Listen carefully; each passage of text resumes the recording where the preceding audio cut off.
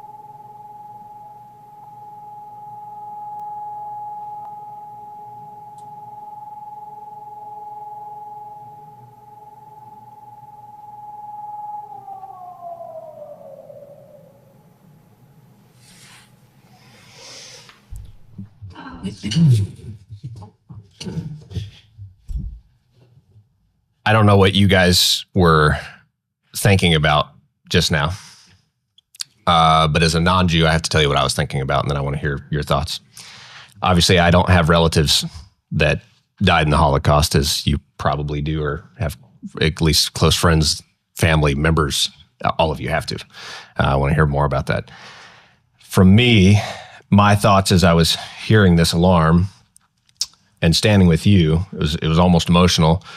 It was emotional because I remembered the moments, not that my personal family did, but what my country, America, did during the Holocaust in not standing. I thought about the boats that were turned around and sent back into the gas chambers. I thought about the horrible moments of my history, American history, that led to the horrors of your family history and the brutality of the Holocaust. So that's that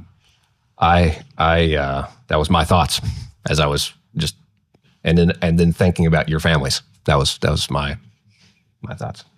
Well, hearing that from you, in my mind, it just reconfirms for the 1,000th time that you and what you guys are doing here, you are the righteous of the nations.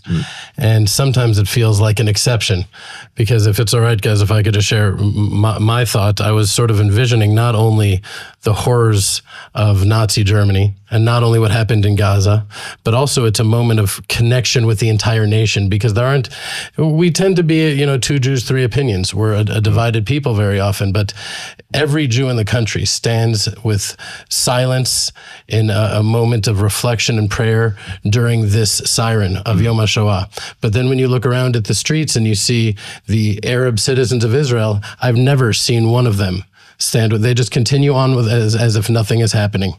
And to me, that is a reminder that this is not something we need to be doing to remind the world. Jews say never again, but what do we mean when we say never again? What does that really mean? Right. Some Jews feel like it means to build a lot of museums and have a lot of non-Jewish day schools go there and universities and remind the world about how bad it was and show it to them again and again and again, as if reminding them and showing it to them is going to prevent it. If anything would diffuse that idea, would liberate us from that false thinking, it's what happened October 7th. Right. Right. The next day, as the GoPros were going around the world and seeing Jews being murdered and butchered and raped, we never felt so hated and so weak and so alone. Positioning ourselves as the victim doesn't strengthen us. It doesn't help us. This victim thing is something we need to liberate from. And never again, also, we've learned, doesn't mean that we need to that Israel is a refuge, right? We say never again. That's why we need to have the state of Israel. Well, look at October 7th. Yeah. Did that prevent a little mini Holocaust from happening right there? Clearly, it's not just about preventing a thing from happening. We have a proactive mission here. And what never again really means is we have to step up and fulfill our mission as the nation of Israel with strength and faith and shine a light. That's right. Doron, I want to hear from you, your thoughts, maybe what you were thinking about when you stood in silence for this minute. But also I'd want to hear your thoughts as you have defended and stood beside the soldiers of Israel for so many years. What was going through a soldier's mind as they just experienced these 60 seconds? I have to tell you, I had an experience just now with you that I've never had before. I close my eyes when it comes to the siren, and the vision I always see is the vision I saw in Auschwitz of the cages of shoes of little children. And it's the children, as horrible as the Holocaust was, it's the children I always think of as a father. This time while I was standing here, about half a minute in, I was overwhelmed with a vision of the Bibas children, Ariel and Kvir. I felt them enter into my mind. And I had this feeling like they were welcomed into a community of the children that died in the Holocaust. And coming back to, say, reality and sitting here and seeing Ari and having served in the war for so long, you think of the soldiers of today continuing the mission of long ago, but those children are also the children, people who died on October 7th, they've joined the people who died in the Holocaust, and therefore our fight is the same fight. And that's ultimately speaking what we see with the children of Israel who stood up to the call. Yeah. They sense this deeply, that we're not fighting for 2025. This goes back to 1945, goes back to the expulsion from the temple. And that's what I'm feeling. And I think that has been ignited in the children of Israel. We have to nurture that flame. Yeah. That's what I felt. Yeah. Jeremy? I kept on thinking about the hostages that are still being hidden away in tunnels and the evil of this world. Because what really connects October 7th to the Holocaust, because every one of you spoke about that, But really, what is October 7th? There have been a lot of terror attacks. There have been a lot of wars in Israel. But somehow October 7th and the Holocaust, there's some sort of connection there that we all feel intuitively, even if we can't articulate, like, why is that like the Holocaust? And it's because it was manifest evil in the world, with GoPros that were broadcasting people being tortured alive and raped and celebrated. The glee, the happiness. The Nazis made an art out of their evil and how they tortured the Jews. And it was seeing manifest evil. I mean, if there is evil that is undeniable, then there must be good. And if there's good and evil, then there must be God.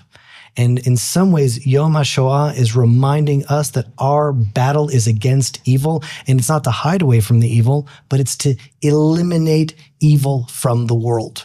And that was my prayer, is that this is a reminder that should give us strength to actually banish the evil from the world. Hey guys, we'll be right back. But first, our beautiful Vinewood earrings are currently handcrafted one by one in the heartland of Israel by our dedicated team. Each piece is made with care and love, ensuring the highest quality and individuality. No two sets are exactly the same. Each one is a unique as the story it carries. Sourced from the vineyards right here on the Mount of Blessing. These earrings are more than just jewelry. They're a piece of living history. They carry with them the story of Israel's redemption that is unfolding before our very eyes. What makes this jewelry truly special is it's connected to ancient prophecy. Over 3,000 years ago, the prophet Jeremiah declared that vineyards would be planted on the mountains of Samaria. Today, those vineyards are flourishing, and you can hold a small, tangible piece of that fulfilled prophecy in your hands. These earrings are not just only stunning to wear, they are deeply meaningful, filled with purpose and heritage. But please don't wait. Our stock is limited and demand is high. Once they're gone, they may not return quickly. Claim your piece of prophecy today. Go to theisraelguys.store or click the link in the description below.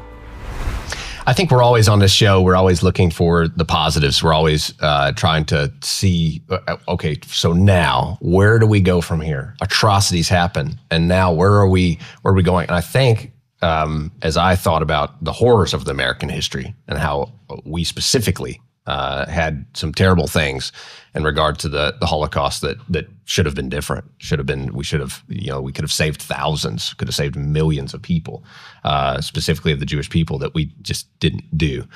I think about that now in context of where we're standing today, and we have an ambassador like Mike Huckabee standing in Israel saying, no, we're not sending humanitarian aid into a terror group.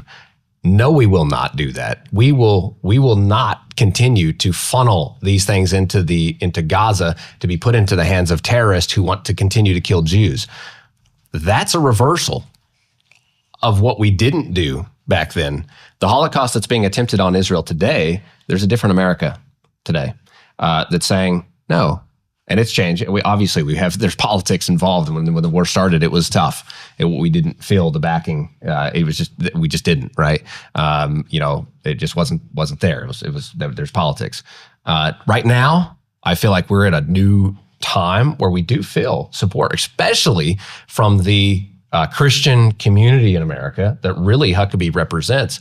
Massive support for the people of Israel and the land of Israel. I don't know if anybody has any thoughts on that. I think only from that community, because what you see from the left is a lot of Israel hatred, Jew hatred. Governor Josh Shapiro just had his house firebombed. Right. Not a word. Silence on American media. Imagine that was a black acts of anti-Semitism. It would have been just silence. There's on the left and also on the right. Yeah. On the right, the only ones that are really standing with us with real strength are those who are coming with biblical values. Yeah. Mike Huckabee, that's Christians, right. Like that. That's where the only support really is, because in the end of the day, it's a God thing.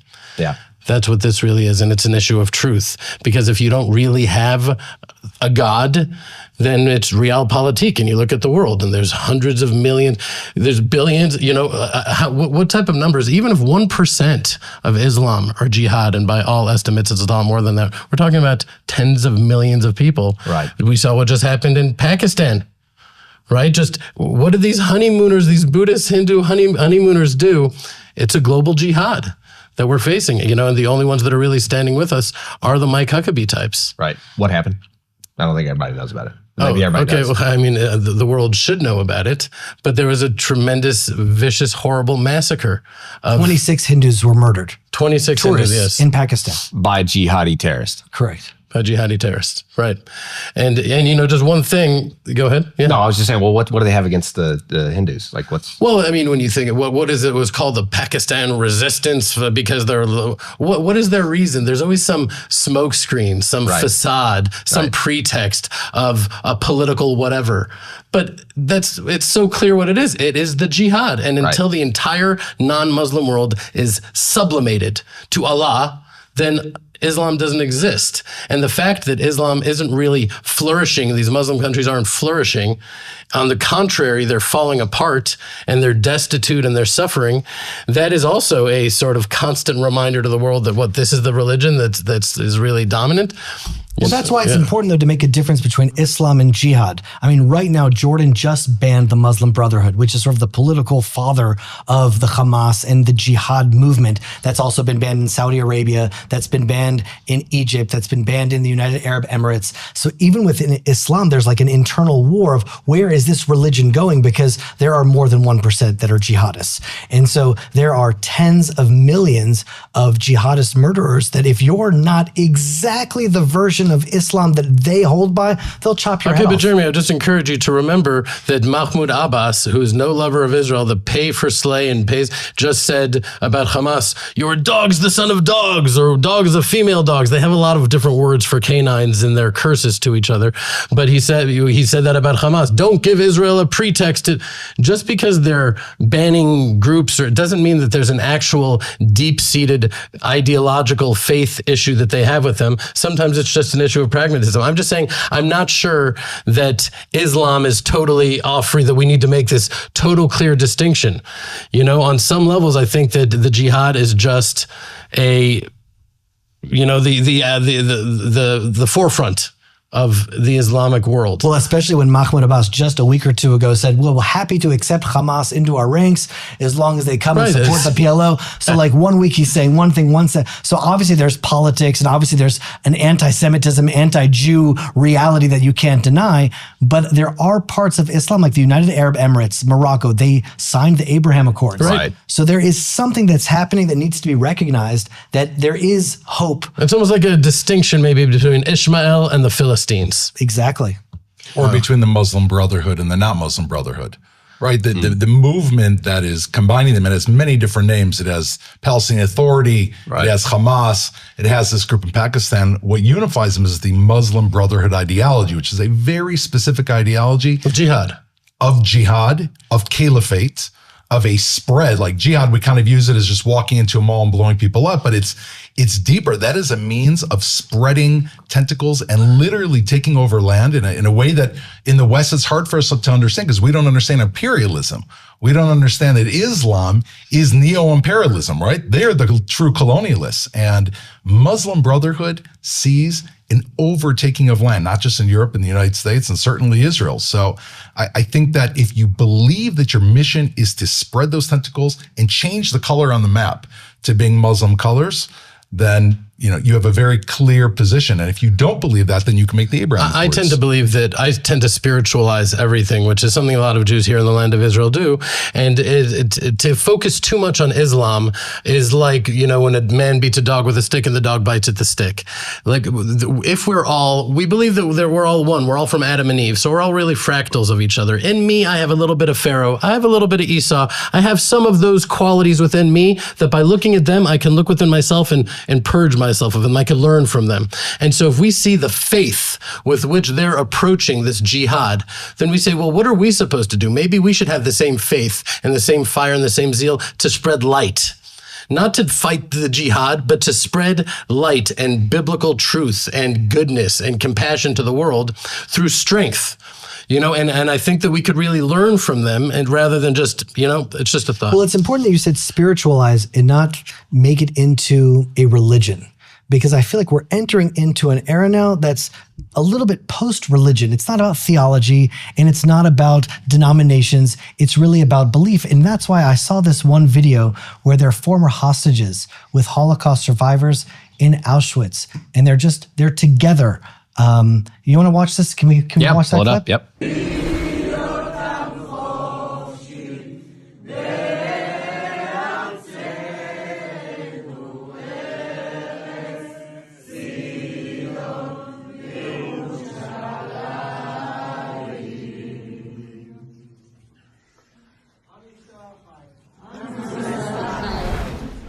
So I'll tell you, one of the reasons why that video really touched my heart is because it transcends religion. It's connecting, going all the way back to the basics of reality.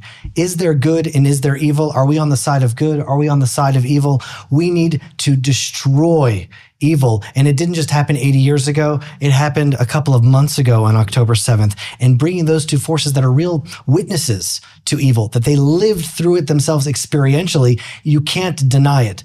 Now, the only problem that I have with connecting too much with Yom HaShoah, with connecting too much to Holocaust Memorial Day, is the narrative that's being created. And that sort of is the ethos of the modern state of Israel, that Israel started after the Holocaust, that is the narrative, that we're here because of the Holocaust, that we came back because of the Holocaust, and that truly having Doron here in some ways actually recalibrates the narrative all the way back to King David. Why we're really here is because this is our homeland, to be a free people in our land that we've always been, that was God gave to us as our land. That is the ultimate narrative, and that's why the war of good and evil, the battleground, is the land of Israel. Yeah. Well, you said a free people. I don't know if I'm zooming in too much, but I've always had an issue with that. Liot am chofshi. Is that really, what does the word chofshi mean? We can just do whatever we want. Is that what we're really here for? Are we here to be an liot am Yehudi be'artzenu, like a Jewish nation in our, we're here not just to not be persecuted,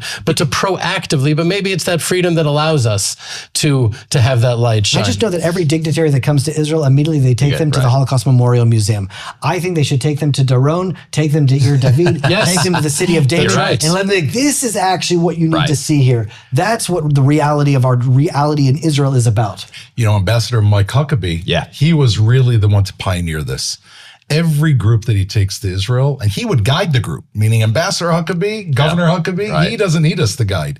He brought every single group, and I would listen with my ear, and he would say, if you think that the Holocaust is an opening of a book, this is the next chapter. Like, he knew to frame that, whereas I think we're correct in what you're saying in America. If you look in Jewish communities in America, and they are changing post-October 7th, and there's great support, the synagogues are closing down, but the Holocaust centers are getting bigger. And I think that it has to be reversed. And post-October 7th, there's a trap. If we sink back into the mire, it's like you're saying, it's that old version of being the victim. But if we can transform it and build on the energy of standing strong, which some of them are, certainly when they look at their Christian brothers and sisters, then we can transform that to a new age. Well, I'm thinking even practically right now, Israel is standing strong. I think about, you mentioned a Pakistani terrorist attack that happened, right? Who's the number one defender, the one fighting that jihad on the globe right now? Well, it's Israel. There's no question about it, more than anybody. So who is defending those Hindus more than anyone else? Well, right now you have a strong Israel that was massively weakened and attacked and caught off guard on October 7th, yes, but that has risen back in a drone. I want to hear your thoughts on this, on an Israel that's come back, that's revived in a kind of a King David-like way of coming back to roar. Like, if you're on IDF chats, which I have a few buddies, what are their statuses on WhatsApp? What are they putting on social media? Across the board, it's big lions going, roar. I mean, like, that's what they're posting. And that's the feeling, I believe.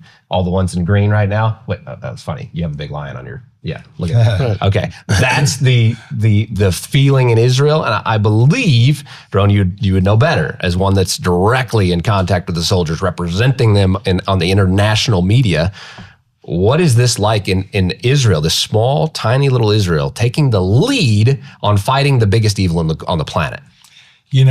I'll go back to October 8th in the morning when I was standing on the border with the southern communities and there was still fighting going on. And I happened to, with one other soldier, the troops had moved on to the border. They were fighting in the actual kibbutzim. And we were on that border street, the road, with all of the abandoned cars, alone. Me and one other soldier. And it was like just silence. And I opened the door of a car, and of course I could see the blood in the car, and I picked up a driver's ID, and I'm looking at it, and the fellow soldier says, "Look at your feet." And I'm standing on top of a bunch of white zip ties. And I looked at him and I said, "Liad, what is this?" And he said, "These people were taken hostage." And at that moment for me, I think for many Israelis, I felt that flood, that Al-Aqsa flood that they tried to do, that you guys have spoken about. And at that moment, Israel thought for a minute, we're back in the Holocaust. We don't have a choice. Because what's the Holocaust? You don't have a choice. Can't do anything. Right. And I think what happened, what changed is the Jewish people, as soon as Nasrallah was killed, those beepers went off. We went on the offensive. All of a sudden we remembered, wait a second, that Jew is gone. We have a choice. And I believe that not only is the IDF feeling this and Israelis feeling this, I believe that Trump was elected because of this. Because when that divine energy entered the world and that lion on Ari's shoulder came to the forth and the Lion of Judah woke up, something changed in the world. And I'm not sure that Trump would have been elected had we not done this. And I think when you look in social media, there is a roar. I think you phrased it, and it's being echoed. And that's the power we see. It's not those people protesting in the streets. They should be healthy and well. They care. In Israel, it's a minority. It's that roar. And that's what is the IDF. Josh, if we gave them one order, you and I were talking about this before the podcast. Right. All they need is one clear order. Those soldiers would incinerate the enemy. We would be done with this war in 2 months. 2 months. I can't help but I have to really agree with that. Every soldier that I speak to pretty much feels shackled.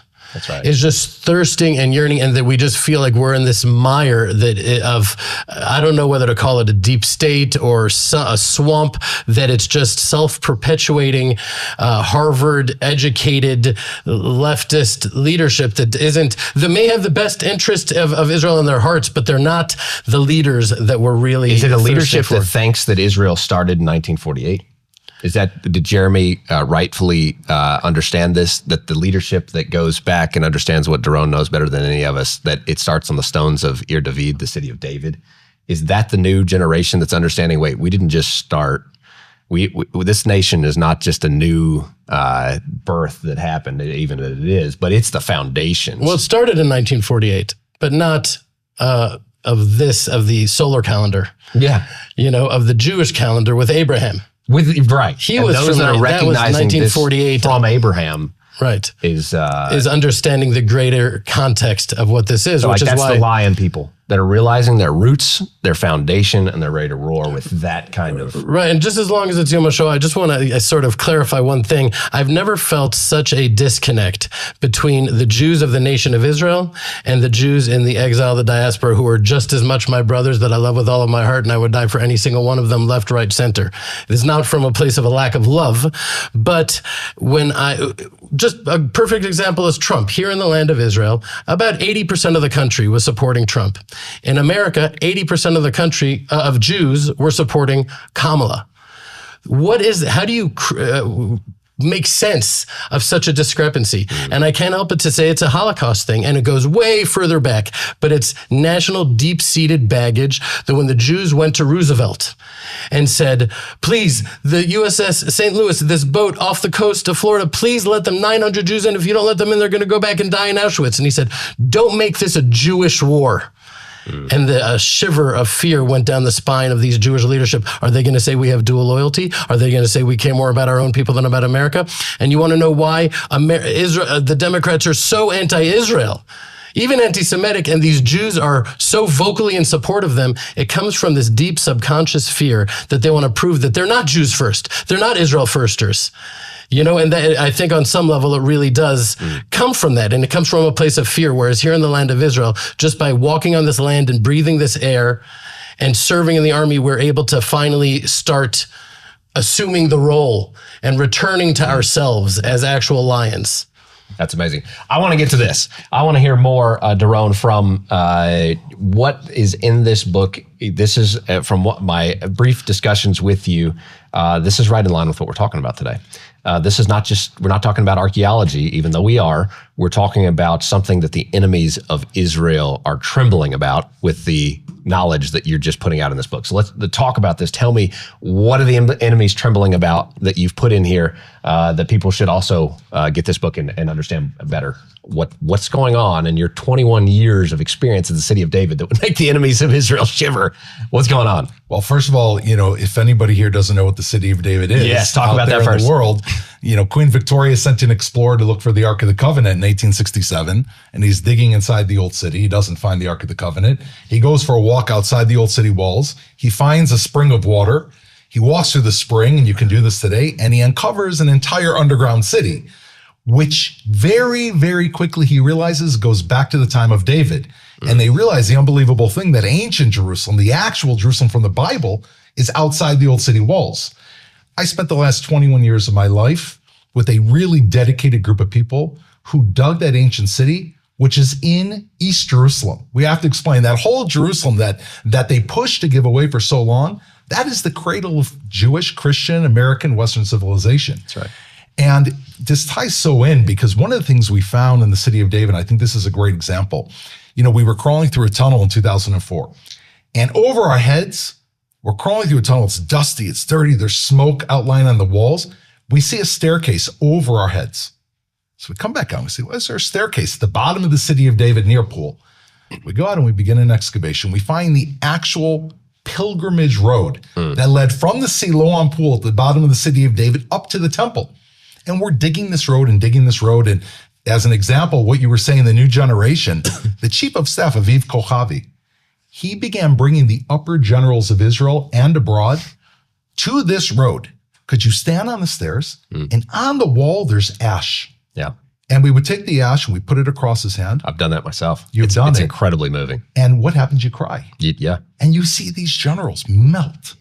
And this is the beginning. And this is what scares our enemies. When you have Israelis who begin to understand that this goes back 2,000 years. That they're Israelites. That they are Israelites. That's right. By the way, that it says in the Quran 40 times, the children of Israel, and they knew it. That's who you're scared of. And, as soon as this came out, one day I drove to work and there was nobody digging the road. We had Arab workers. They were all gone. What happened? I look at the telephone poles in the city of David. The Muslim Brotherhood, led by Sheikh Raed Salah, had taken all of our workers' names, put them on the telephone pole in red ink on white pages. They burnt 2 of the cars of the Arab supervisors, and they did everything to stop this excavation. They tried assassinating the head of the city of David. They got the left involved, and they took us to court. They even went to the Obama White House, who issued a declaration against us. Why? Because they know that as soon as we are fighting for this, the stones that speak in the Bible, we're unstoppable. And that's what the book is about. The book really, Josh, is about the uncovering of this archaeology that we love and sends shockwaves to us, but it sends a shockwave to the enemies of Israel. And this is the battle of good against evil. Well, even to highlight that the whole war, the Western world doesn't know this whole war is, as the Arabs call it, the Al-Aqsa flood. The Al-Aqsa is right over your head there at the city of David on the Temple Mount platform. And their whole war is a religious war built to disprove and destroy any kind of Jewish connection to that mountain. So by this book, The Enemy's Shivering, you're saying you have a proof.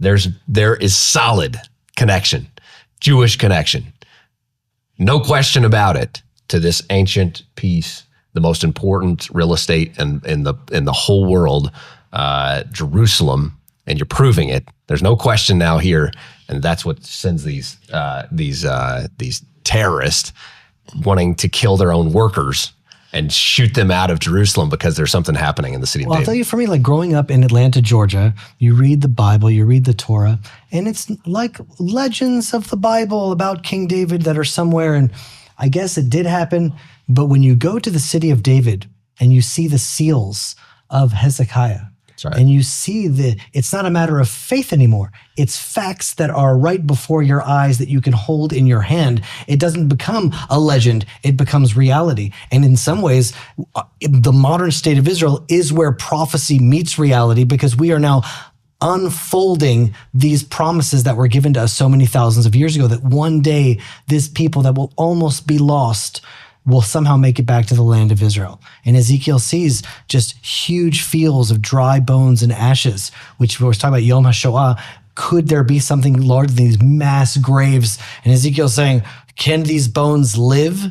And then God says, just wait. And now we're right back in the land of Israel, not a matter of faith, but a matter of fact. And it's like tying it all together is why we don't really need the theologies anymore. We have the facts of David. We have the facts of who we are as Israelites, not as the Jewish people. We're not just Jewish. We are Israelites, and Israelites are back in the land of Israel, guided by the God of Israel. And that's what it's all about. Is it a coincidence? And you're just mentioning Bible and faith, and it's all combining here at this moment with all of us here talking. Is it a coincidence, Doron, that the pilgrimage way that millions of Jews for hundreds and hundreds of years of temple time walked on this pathway to worship God on the Temple Mount at the temple has just now been uncovered at this moment that we're all feeling? If you talk to Ari for 2 seconds, you'll tell him it's Mashiach time. It's time of the Messiah. The rebirth of the nation of Israel has happened, and we're at this feeling. The whole nation is like in this almost like tremors of like something is happening. It's beyond us. Is it a coincidence that you've just uncovered this road that is going to lead people back in the direction of the Temple Mount? It's almost finished. Is it coincidental that this is happening right now at this simultaneously? God has delivered Israel from there's 400 million enemies surrounding Israel that want to see you absolutely destroyed. And somehow everybody thinks, the IDF's just really strong. The God of the IDF is very strong. And I will agree the IDF is also strong, but it's only through one reason. 400 million people around you. There's no just technical reason why you're existing. It's a miracle that you're here. And is it a coincidence that within that miracle of this, that God has sustained the Jewish people, kept them alive, brought them to this moment, and the pathway to the temple is being just miraculously uncovered now and almost being finished now? I don't know. You have thoughts? I think that you just uncovered the holiest point of this book, and I make reference to it at the very end. These stones laid in wait for 2,000 years to emerge today. Yeah. And it's so interesting because our enemies understood this before we did. Yeah, they did. Like you said, the Al-Aqsa flood. And if you look at Mahmoud Abbas, he doesn't only deny, the head of the Palestinian Authority, the Holocaust, his own thesis. He said just before October 7th, the Jews dug underneath the Temple Mount and couldn't find anything, right? They know with their war, and I felt this on October 8th, that there's a premonition. We should have known if they're attacking our history and saying Jews and Christians, there's no biblical connection to Israel. The next thing is they're going to try to erase us. And as this reaches its peak, and they say from the river to the sea, Palestine will be free, there's no Israel, these stones, and that road is coming to a conclusion. It's like, it's unreal. It was timed. And every element, by the way, you can see is because of them. I'll just tell you one thing. The road would have been behind us by 2-3 years. You know why we're finishing now the pilgrimage road to coincide? Because the left forced the cessation of the excavations, which caused the archaeologists to go under the road into a tunnel and reach the end very, very quickly and prove, wait, we just proved the whole road's getting here. And as soon as that happened, the Israel Antiquities Authority said, okay, just do it. And we saved 2 or 3 years. I mean, they're the ones. It's like right out of a book that pushed us to the end of this. I'm so happy you said that, because that is such a precious concept in my heart, that whatever you resist persists. And the enemies of Israel, their fear of the redemption of the Jewish people is so great that they're fighting against it with all of their hearts, and they don't realize that they're actually expediting it. They're catalyzing it. They're making it happen. And it's happening every single day. We know October 7th has now been renamed in Israel Milchemet HaTkuma, rising up, or Milchemet HaMikdash, about the temple, because that's what they call it, the Al-Aqsa flood. But even now, Qatar just went nuts over this small little video on the internet, and they made it huge. Hundreds of thousands, millions of people are watching this little video on the internet because Qatar was so flustered by it, and now this consciousness from that video is getting out there. Could we show the video? Of course, let's watch it.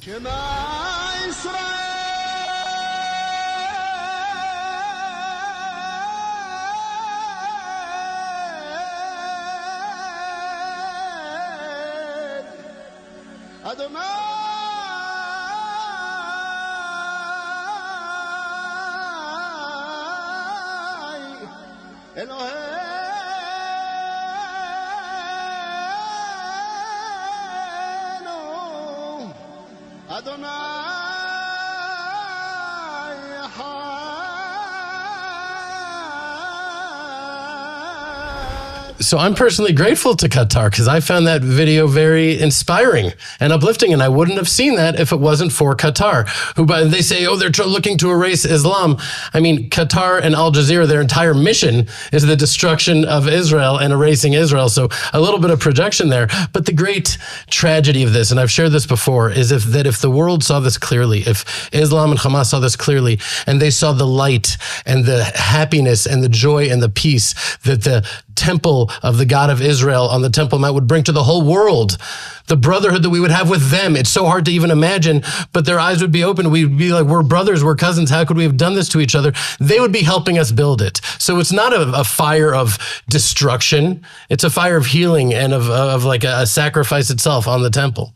I've got a question, and I don't know which one of you is going to be the professional on this, but I probably all of you.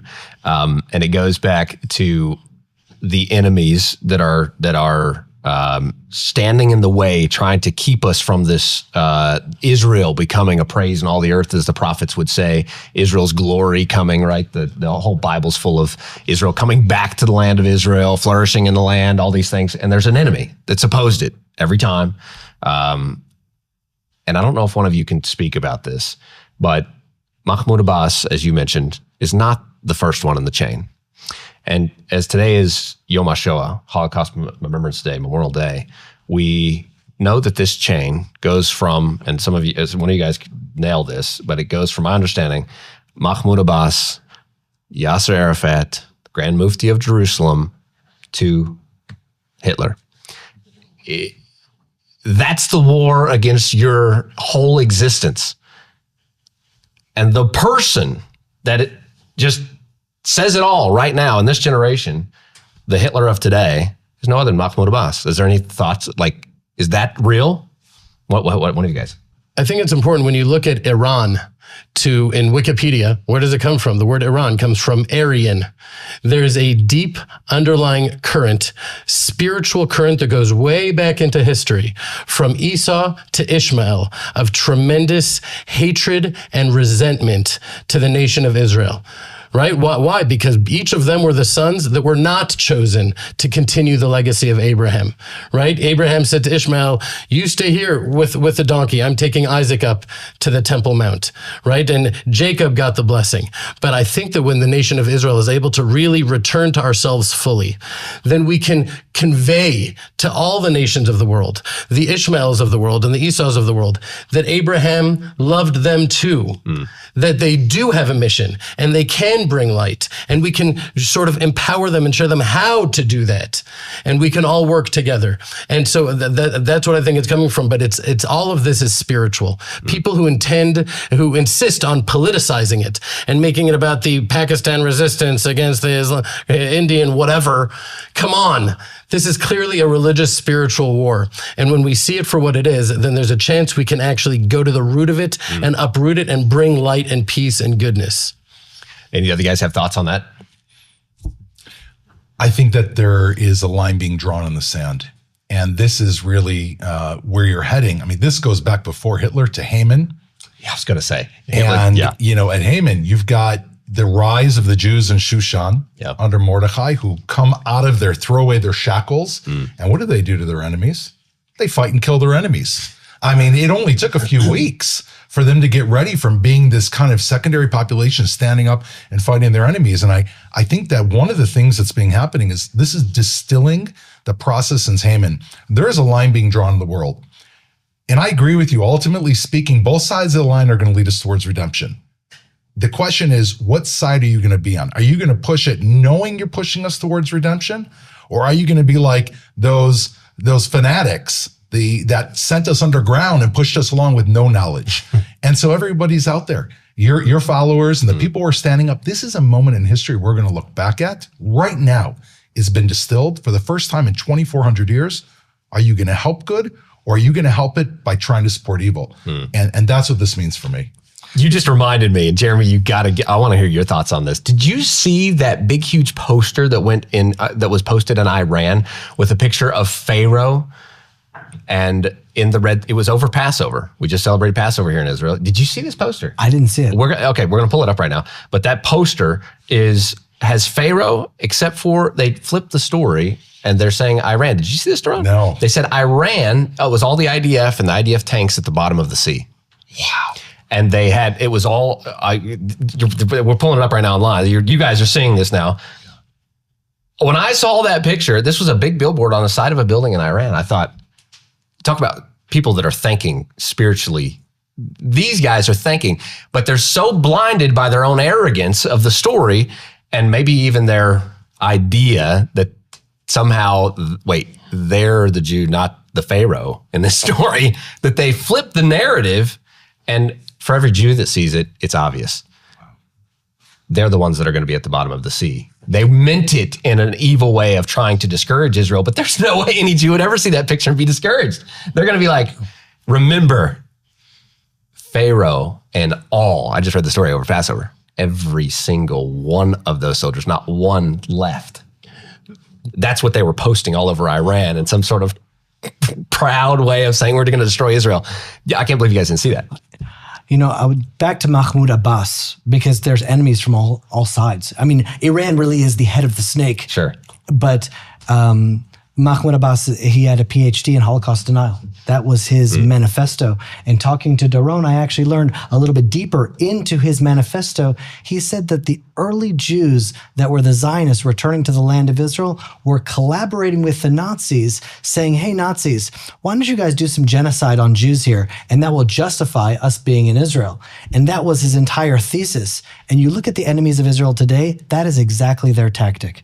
You look at the Hamas, they are wanting the Gazans to suffer. They want more and more Gazans to die, to arouse sympathy for their cause. So you see, the enemies of Israel always use the lies as the truths. That's what Korach looks to Moses and says, why do you lift yourself so arrogantly against all other people? To the humble of all men. We don't know anything about Moses. He wasn't the smartest. He wasn't the strongest. He was the most humble of all men. They take his one greatest attribute and the enemies attack him there using the lie as truth. And now Israel is, of course, apartheid, where we are the only democracy in the Middle East. We're the ones doing genocide, where we have the least non-combatants per terrorist of any other war in Israel's history. So constantly it's the lies being presented as truth, which is ultimately another manifestation of absolute evil.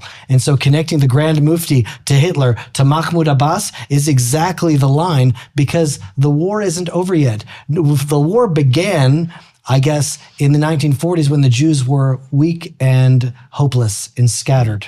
But the war continues, and now we are united and strong. And I just saw, because I feel what's going on in Gaza.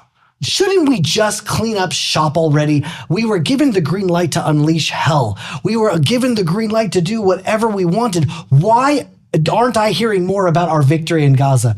And then I saw this video of the IDF slowly, systematically taking apart every single home in Rafah. And maybe that's what's happening, is that it's just a slow process of victory, because now we have control. Now we do have the tanks. Now we do have the power. And we're actually watching this sunrise of a new day slowly rising up as we're clearing the evil out of Gaza.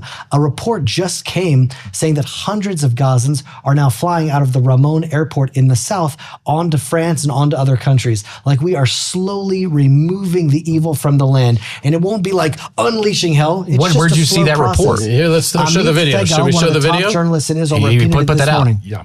Here's the video.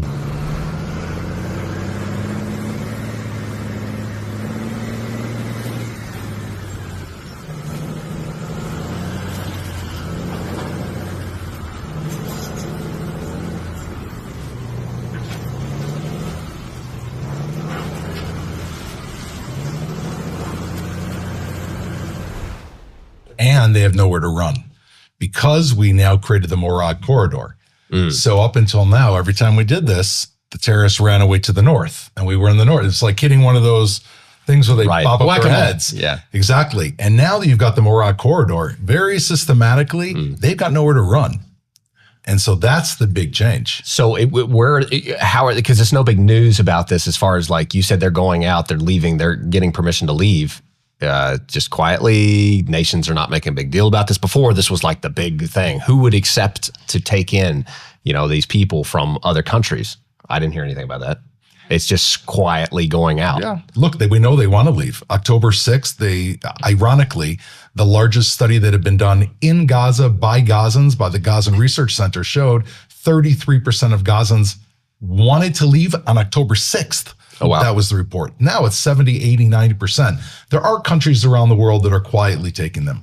And I think you're right, Jeremy. For some reason, it says in the Bible, we couldn't take over the land too quickly, right? Yeah. Other than the wild beasts will come and the lions. I don't know who the wild beasts are today that will come, but I think you're right. It's happening slowly. Slowly, we're seeing it unfold. Yeah, and I'm not a big fan of the timeline, meaning I would like for it to be a little bit faster. But, the reason that so much of the jihadist world wants to keep them there is exactly what you said. It's about that poster in Iran, that they need them to be there, to be the victims, to flip around the script in order to, again, it comes back to the spiritual roots of jealousy and resentment. And that's what shows up in Islam, that side of the building in Iran. The Pope just passed away. Right. What does the Pope do? Look at the way he looks.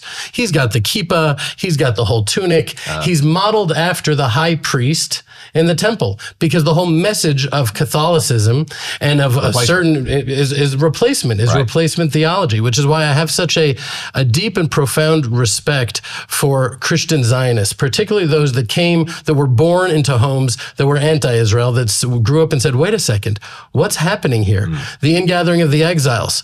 That's happening to the Jews. Right. The revival of the Hebrew language, that's happening to the Jews. All of these prophecies of redemption are happening to the Jews. They are the chosen people. We're not. It's a certain real-time truth, a humility.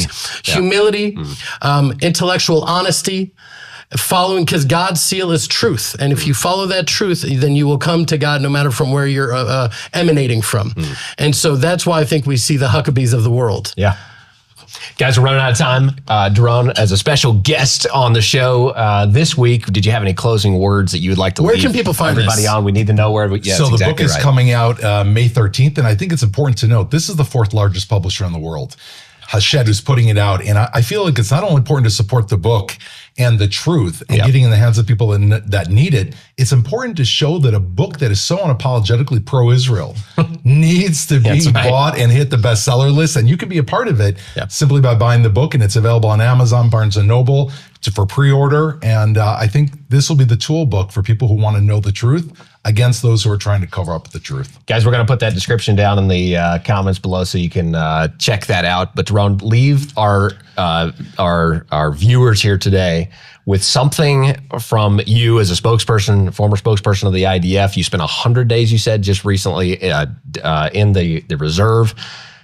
What would you say to a bunch of Christian Zionists from 30, 40, 50 different countries out there that are watching right now? What do you tell them? I'll tell you, Christian Zionists have something which is an internal source of strength. And I very much connect to what you say. Many of them have come to a realization of what is happening amongst the children of Israel and stood up with strength. I have started to hear from Jews in the United States an awareness of Christian strength and a respect for Christian strength. They are not only standing there for Israel. American Jews who are under attack on campuses, 150 campuses just wrote a letter against President Trump. There are Jews standing alone on them. They're now looking at those Christian Zionists and getting enormous strength. Yeah. And that is a mission. It's helping Israel and it's helping the Jews abroad. And I'm personally very, very thankful. And it's really been an honor to be here with you and both Jeremy and Ari. This is really an incredible table for me as a spokesperson to get strength from. Every Israeli soldier needs to sit at this table for a few minutes, and now I'm ready to go conquer. Go do it. Go do Put it. that lion on your shoulder, right, and it. get to work. Guys, this has been awesome. We've covered a lot of ground here. Jeremy, leave us with the last Torah. You got something on your heart? Well, it's from the Holocaust until Revelation. That's the time that we're in right now. And like somehow on this pathway, we meet Amalek. On the pathway, as soon as we leave Israel, we have this encounter with evil. And there's a process of really not just remembering the evil, but standing for 1 minute and really being in the Holocaust like we did today. And then that kind of opens us up to receiving the good, because you can only really know good when you know evil. And that's just a part of the process before we enter into the land of Israel. We have to encounter Amalek. We have to encounter this archetype of evil.